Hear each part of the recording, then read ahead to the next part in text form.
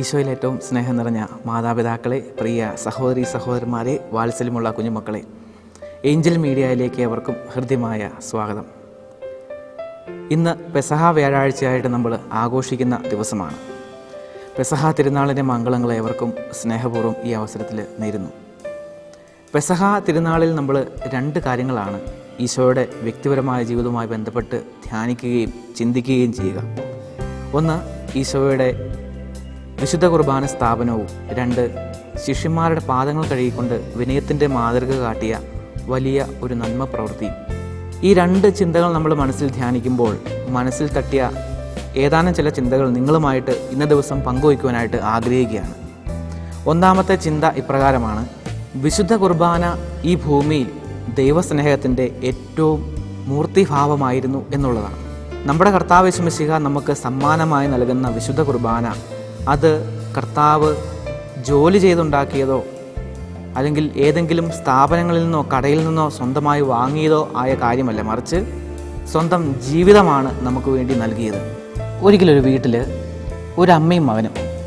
അവൻ 2ാം ക്ലാസ്സിലാണ് പഠിക്കുന്നത്. അവൻ്റെ പേര് ഉണ്ണിക്കുട്ടൻ. ഉണ്ണിക്കുട്ടന് എന്നും വലിയ സംശയമായിരുന്നു. അമ്മയുടെ കൈ കറുത്ത് സൗന്ദര്യമില്ലാതിരിക്കുന്നു. അപ്പോൾ ഉണ്ണിക്കുട്ടന് സംശയം, എന്തുകൊണ്ടാണ് അമ്മയുടെ കൈ ഇങ്ങനെ കറുത്തിരിക്കുന്നത്? പലപ്പോഴും ഈ ചോദ്യം ചോദിക്കുവാനായിട്ട് അവൻ ആഗ്രഹിച്ചു. അമ്മയുടെ കൈ എന്താ ഇങ്ങനെ കറുത്തിരിക്കുന്നത്? എന്നാൽ അവന് മനസ്സ് വന്നില്ല. അങ്ങനെ ഒരു അവധിക്കാലത്ത് അമ്മയുമായിട്ട് അടുത്ത് ഇടപഴകാനായിട്ട് അവസരം കിട്ടിയപ്പോൾ ഈ ചോദ്യം അമ്മയോട് ഈ ഉണ്ണിക്കുട്ടൻ ചോദിച്ചു: അമ്മയുടെ കൈ എന്താണ് ഇങ്ങനെ കറുത്തിരിക്കുന്നത്? മറ്റുള്ള വീടുകളിലെ അമ്മമാരുടെ കൈകളൊക്കെ വെളുത്താണല്ലോ ഇരിക്കുന്നത്. എൻ്റെ അമ്മയുടെ കൈ എനിക്ക് ഇഷ്ടമില്ല, കാരണം അമ്മയുടെ കൈ കറുത്ത കൈയാണ്. അപ്പോൾ അമ്മ ചെറിയൊരു പുഞ്ചിരിയോട് കൂടി അല്പം ചോറും കറികളൊക്കെ എടുത്ത് ഉണ്ണിക്കുട്ടന് വാരി കൊടുക്കുവാനായിട്ട് ഉണ്ണിക്കുട്ടനെ മടിയിൽ കയറ്റി ഇരുത്തിയിട്ട് ഉണ്ണിക്കുട്ടനോട് പറഞ്ഞു: ഉണ്ണിക്കുട്ട, വർഷങ്ങൾക്ക് മുമ്പ് നീ കുഞ്ഞായിരിക്കുന്ന അവസരത്തിൽ നിന്നെ ഉറക്കി കിടത്തിയിട്ട് അമ്മ പുല്ല് എത്താനായിട്ട് പറമ്പിലേക്ക് പോയി. പറമ്പിൽ പോയി കുറേ കഴിഞ്ഞപ്പോൾ വീട്ടിൽ നിന്നും വലിയ ശബ്ദവും കരച്ചിലൊക്കെ കേട്ട് കഴിഞ്ഞപ്പോൾ എന്തോ പന്തികേടുണ്ടായെന്ന് ഓർത്ത് ഞാൻ വീട്ടിലേക്ക് ഓടി ചെന്ന് നോക്കുമ്പോൾ നമ്മുടെ പഴയ വീട് തീ കത്തി പോവുകയാണ്. അപ്പോൾ എൻ്റെ പ്രാണപ്രിയനായ ഉണ്ണിക്കുട്ടൻ വീട്ടിലുണ്ടല്ലോ എന്നുള്ള ഓർത്തുകൊണ്ട് ഞാൻ കരഞ്ഞുകൊണ്ട് ഓടി വരയ്ക്കുള്ളിലേക്ക് കയറി തീയെ ഒന്നും വകവയ്ക്കാതെ എൻ്റെ കൊച്ചിനെ ഞാൻ എടുത്ത് തൊട്ടിൽ കിടക്കുന്ന നിന്നെ എടുത്ത് എൻ്റെ നെഞ്ചോട് ചേർത്ത് വെച്ച് ഞാൻ പുറത്തേക്ക് ചാടിക്കഴിഞ്ഞപ്പോൾ അമ്മയുടെ കൈയും വയറും കാലെല്ലാം പൊള്ളി. അങ്ങനെ പൊള്ളിയ പാടാണ് ഈ കയ്യിലുള്ള പാട് എന്ന് അമ്മ ഉണ്ണിക്കുട്ടനോട് പറഞ്ഞു. അപ്പോൾ ഉണ്ണിക്കുട്ടൻ്റെ കണ്ണിൽ നിന്ന് കണ്ണുനീര് വന്നു. ഉണ്ണിക്കുട്ടൻ അമ്മയുടെ കൈ എടുത്തിട്ട് മുഖത്തോട് ചേർത്ത് വെച്ചിട്ട് കയ്യിലൊരു ഉമ്മയൊക്കെ കൊടുത്തിട്ട് അമ്മയെ കെട്ടിപ്പിടിച്ചിട്ട് പറഞ്ഞു: അമ്മയുടെ കൈയാണ് ഈ ലോകത്തിലെ ഏറ്റവും സൗന്ദര്യമുള്ള കൈ എന്ന്. പ്രിയമുള്ളവരെ, പാപികളായ നമുക്ക് വേണ്ടി ജീവൻ കളയുവാനായിട്ട് സ്വന്തം ജീവിതം നശിപ്പിച്ച് കളഞ്ഞ കർത്താവിനെയാണ് നമ്മൾ ഇന്ന ദിവസം ഓർക്കുകയും ധ്യാനിക്കുകയും ചെയ്യുന്നത്. വിശുദ്ധ കുർബാനയുടെ അന്തസത്ത സ്നേഹമാണ് എന്ന് മനസ്സിലാക്കുവാനുള്ള ദിവസമാണ് പെസഹ വ്യാഴാഴ്ച. വിശുദ്ധ കുർബാനയോടുള്ള സ്നേഹത്തോടുകൂടി നമ്മൾ അതിൽ പങ്കെടുക്കുവാൻ ഈ ദിവസം നമ്മളെ ഓരോ നിമിഷവും പ്രേരിപ്പിക്കണം.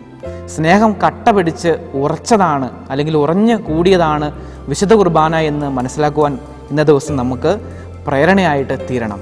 വിശുദ്ധ യോഹന്നാൻ്റെ സുവിശേഷം 6-ാം അധ്യായം 51-ാമത്തെ വാക്യത്തിൽ നമ്മൾ വായിക്കുന്നുണ്ട്: ഈ ലോകത്തിൻ്റെ ജീവന് വേണ്ടി ഞാൻ നൽകുന്ന അപ്പം എൻ്റെ ശരീരമാണ് എന്ന്. സ്വന്തം ശരീരം പാപികളായ മനുഷ്യൻ ജീവൻ പ്രാപിക്കുവാനായിട്ട് കർത്താവ് നൽകണമെങ്കിൽ അതിൻ്റെ പിന്നിൽ ഒരു സ്നേഹത്തിൻ്റെ മൂർത്തിഭാവമുണ്ട്. ഒരു അമ്മ ഒരു മകന് വേണ്ടി അവൻ അപകടത്തിലായിരിക്കുന്ന അവസരത്തിൽ അവന് വേണ്ടി വിലപിക്കുകയും കരയുകയും അവനെ സഹായിക്കുവാനായിട്ട് ആളുകളെയൊക്കെ വിളിച്ചു കൂട്ടുകയാണെങ്കിൽ നമുക്ക് മനസ്സിലാവും ആ അമ്മയ്ക്ക് ആ മകനോട് ആത്മാർത്ഥമായ സ്നേഹമുണ്ട്. സ്വന്തം മകൻ നശിച്ചു പോകാതിരിക്കുവാൻ വേണ്ടി, മരണം പ്രാപിക്കാതിരിക്കുവാൻ വേണ്ടി ഒരമ്മ കാണിക്കുന്ന ഈ പ്രകടനത്തിൽ ഒരു സ്നേഹം നമുക്ക് കണ്ടെത്തുവാനായിട്ട് സാധിക്കും. ഈ ലോക ജീവിതത്തിൽ ഒരു ചെറിയ ഉദാഹരണം ആണ് ഈ സ്നേഹത്തിൻ്റെ മാതൃകയെങ്കിൽ, നശിച്ചു പോകുന്ന പാപം ചെയ്യുന്ന വ്യക്തികൾക്ക് വേണ്ടി അവൻ ജീവൻ പ്രാപിക്കുവാൻ വേണ്ടി, അല്ലെങ്കിൽ അവർ ജീവൻ പ്രാപിക്കുവാൻ വേണ്ടി സ്വന്തം ശരീരം കൊടുക്കുക എന്ന് പറഞ്ഞാൽ അതിൽ സ്നേഹത്തിൻ്റെ ഏറ്റവും വലിയ മാതൃകയും മഹത്വവും നമുക്ക് കണ്ടെത്തുവാനായിട്ട് സാധിക്കും. ഇന്ന ദിവസം നമ്മൾ പെസഹ വ്യാഴത്തിൻ്റെ ചിന്തയിലൂടെ കടന്നു പോകുമ്പോൾ നമ്മുടെ കർത്താവ് നമുക്ക് ഈ ഭൂമിയിൽ നൽകിയ ഏറ്റവും വലിയ സ്നേഹ സമ്മാനമാണ് നമ്മുടെ വിശുദ്ധ കുർബാന എന്ന് വിശ്വസിക്കുവാൻ നമുക്ക് സാധിക്കുന്നുണ്ടെങ്കിൽ ഈ പെസഹ വ്യാഴാഴ്ച നമ്മുടെ ജീവിതവുമായി ബന്ധമുള്ള ഒരു കാര്യമായിട്ട് മാറും. ഇനി രണ്ടാമത്തെ ചിന്ത ഇപ്രകാരമാണ്: വിനയം എവിടെയുണ്ടോ അവിടെ വിജയമുണ്ട് എന്നുള്ളതാണ്. വിനയത്തിൻ്റെ പാതയിലൂടെ ചരിച്ച് വിജയമായി തീർന്നവനാണ് നമ്മുടെ കർത്താവ് യേശു മിശിഹ. ഇന്ന ദിവസം നമ്മുടെ കർത്താവ് യേശു മിശിഹ ഒരു ഗുരുവാണ് താൻ എന്നുള്ള ബോധ്യം മറന്ന് ഒരു ദാസൻ ചെയ്യുന്ന ദാസ്യവേല തൻ്റെ ശിഷ്യന്മാരുടെ പാദങ്ങൾ കഴുകിക്കൊണ്ട് ഈ ലോകത്തെ കാണിക്കുകയാണ്. ഫ്രാൻസിസ് മാർപ്പാപ്പയെ നമുക്ക് എല്ലാവർക്കും പരിചയമുണ്ട്. താൻ പിതാവായി തിരഞ്ഞെടുക്കപ്പെട്ട ആ നിമിഷം സിസ്റ്റൈൻ ചാപ്പലിൻ്റെ മട്ടുപ്പാവിൽ നിന്ന് ആളുകളെ കൈവിരിച്ച് ആശീർവദിക്കുവാനായിട്ട് അവസരം കിട്ടിയപ്പോൾ ആ അവസരം വേണ്ടാന്ന് വെച്ച് ജനങ്ങളുടെ ഇടയിലേക്ക് ഇറങ്ങി വന്ന് അവരുടെ മുമ്പിൽ മുട്ടുകുത്തി അവരുടെ മുമ്പിൽ ശിരസ് നമിച്ച് നിങ്ങൾ എന്നെ ആശീർവദിക്കുക എന്ന് പറഞ്ഞപ്പോൾ ലോകത്തെ മാറ്റിമറിച്ച ഒരു പിതാവായിട്ട് ഫ്രാൻസിസ് മാർപ്പാപ്പ മാറി. വിനയം എവിടെയുണ്ടോ അവിടെ വിജയമുണ്ട് എന്ന് ഈ വ്യക്തിയുടെ ജീവിതത്തിൽ നമുക്ക് മനസ്സിലാവും. ഒരിക്കലും ഒരു സന്യാസ ആശ്രമത്തിൽ 2 യുവ സന്യാസിമാർ സന്യാസ മഠത്തിൻ്റെ നിയമമെല്ലാം ലംഘിച്ച് പുറത്ത് സഞ്ചരിക്കുവാനായിട്ട്, പുറം ലോകം കാണുവാനായിട്ട് രാത്രിയുടെ യാമങ്ങളിൽ യാത്രയായി. അവർ രാത്രിയിൽ പുറത്തു പോകുവാനായിട്ട് ഒരു ഗോവണി മാർഗമാണ് സ്വീകരിച്ചത്. ഗോവണി ഇറങ്ങി പുറത്തിറങ്ങി അവർ ലോക കാഴ്ചകളെല്ലാം കണ്ട് സന്തോഷങ്ങളിലെല്ലാം മുഴുകി അവർ തിരികെ വന്നപ്പോൾ അവർ പുറത്തു പോയി എന്നുള്ള കാര്യം മനസ്സിലാക്കിയ ആശ്രമ അധിപൻ ആ പുറത്തു പോകാൻ ഉപയോഗിച്ച ഗോവണി എടുത്ത് മാറ്റി തൻ്റെ പുറം അവർക്ക് ഗോവണിയായിട്ട് വെച്ചു കൊടുത്തു. അത് ഗോവണിയാണ് എന്ന് ഇരുട്ടത്ത് അറിയാതെ അവർ സന്യാസ ആശ്രമത്തിൻ്റെ അധിപൻ്റെ പുറത്ത് ചവിട്ടി ആശ്രമത്തിനുള്ളിലേക്ക് പ്രവേശിക്കുന്നു. ആശ്രമത്തിനുള്ളിൽ പ്രവേശിച്ചു കഴിഞ്ഞപ്പോഴാണ് തങ്ങളോടൊപ്പം തങ്ങളുടെ ഗുരുവും അല്ലെങ്കിൽ ആശ്രമത്തിൻ്റെ ശ്രേഷ്ഠനുമുണ്ട് എന്ന് അവർ മനസ്സിലാക്കിയത്. അവർ ചവിട്ടിക്കേറിയത് ആശ്രമാധിപൻ്റെ പുറമാണെന്ന് അപ്പോൾ അവർക്ക് മനസ്സിലായി. അവരെ ശകാരിക്കുന്നതിന് പകരം അവരെ ഭക്ഷണമേശയിലേക്ക് കൊണ്ടുപോയിട്ട് അവർക്ക് കുടിക്കുവാൻ വെള്ളം കൊടുത്തു. ഇനി പോയി കിടന്നുകൊള്ളുക എന്ന് മാത്രം ഈ ആശ്രമത്തിൻ്റെ അധിപൻ അവരോട് പറഞ്ഞപ്പോൾ അവരുടെ ഹൃദയത്തിൽ സ്നേഹം കൊണ്ട് മുറിവേൽപ്പിക്കപ്പെട്ടു. അങ്ങനെ അവർ പിന്നീട് ഒരിക്കലും നിയമം തെറ്റിക്കാത്ത നല്ല ശിഷ്യന്മാരായിട്ട് മാറി എന്ന ഒരു ചിന്ത ഏതോ ഒരു പുസ്തകത്തിൽ വായിച്ചതായിട്ട് അറിയാനിടയായി. പ്രിയമുള്ളവരെ, വിനയത്തിലൂടെ മാതൃക കൊടുത്ത കർത്താവ് ഇന്ന ദിവസം നമ്മളോടും പറയുകയാണ്, നിൻ്റെ ജീവിത മേഖലകളിൽ നിൻ്റെ ഭാര്യയോടും നിൻ്റെ മക്കളോടും നിൻ്റെ കൂടെ വസിക്കുന്നവരോടും നല്ല മാതൃക നൽകിക്കൊണ്ട് അവരെ നന്മയിലേക്ക് കൊണ്ടുവരണമെന്ന്. പെസഹ വ്യാഴാഴ്ച നമുക്ക് നമ്മുടെ കർത്താവ് നമ്മളോട് പറയുന്നത് നമ്മൾ ഓരോരുത്തരും മറ്റുള്ളവരുടെ പാദങ്ങൾ കഴുകുന്നതിൽ മുന്നിട്ട് നിൽക്കണം എന്ന്. ഫ്രാൻസിസ് മാർപ്പാപ്പ പേഴ്സൺ ഓഫ് ദ ഇയർ ആയിട്ട് തിരഞ്ഞെടുക്കപ്പെട്ടത് ഒരുപക്ഷെ നമ്മൾ പത്രമാധ്യമങ്ങളിൽ സന്തോഷത്തോടെ വായിച്ചറിഞ്ഞ ഒരു വാർത്തയാണ്. എന്തുകൊണ്ടാണ് അദ്ദേഹം ഇത്രമാത്രം പോപ്പുലറായി തീർന്നത്? ഇത്രമാത്രം ആളുകളുടെ ഹൃദയത്തിൽ സ്ഥാനം പിടിച്ച മാർപ്പാപ്പയായിട്ട് അദ്ദേഹം എങ്ങനെയാണ് മാറിയതെന്ന് നമ്മൾ ചിന്തിക്കുമ്പോൾ അദ്ദേഹത്തിൻ്റെ ജീവിതവുമായി ബന്ധപ്പെട്ട കുറേ കാര്യങ്ങൾ മുന്നിലേക്ക് കടന്നു വരും. ഒരിക്കൽ അദ്ദേഹം കുറ്റവാളികൾ, വലിയ കുറ്റവാളികൾ മാത്രം താമസിക്കുന്ന ജയിലിൽ അവിടെ ഉണ്ടായിരുന്ന അന്തേവാസികളുടെ കാലുകൾ കഴുകുവാനായിട്ട്, ഒരു പെസഹ തിരുനാളിൽ കാല് കഴുകുവാനായിട്ട് പോകുന്നു. ഒരിക്കൽ പോലും തങ്ങളുടെ ജീവിതത്തിൽ കരയാത്ത ക്രൂരഭാവം മാത്രമുള്ള കുറ്റവാളികളുടെ കാലുകൾ അദ്ദേഹം കഴുകി അവരുടെ മുമ്പിലിരുന്ന് ചുംബിച്ചു കഴിഞ്ഞപ്പോൾ ഒരിക്കലും കണ്ണിൽ നിന്ന് കണ്ണുനീരെന്താണെന്ന് പോലും അറിയില്ലാത്ത അവരുടെ കണ്ണിൽ നിന്ന് കണ്ണുനീര് വന്നത് നമ്മൾ ചിത്രങ്ങളിലൂടെയും മാധ്യമങ്ങളിലൂടെയൊക്കെ കണ്ടതാണ്. അവർ എല്ലാവരും സ്നേഹം കൊണ്ട് മുറിവേൽപ്പിക്കപ്പെട്ടു. പിന്നീട് ഒരിക്കലും അവർ കുറ്റം ചെയ്യുവാനായിട്ട് അവരുടെ ഹൃദയത്തെ ഒരുക്കി കാണുകയില്ല. കാരണം അവിടെ സ്നേഹം കൊണ്ട് അവരുടെ ഹൃദയം മുറിവേൽപ്പിക്കപ്പെട്ടു.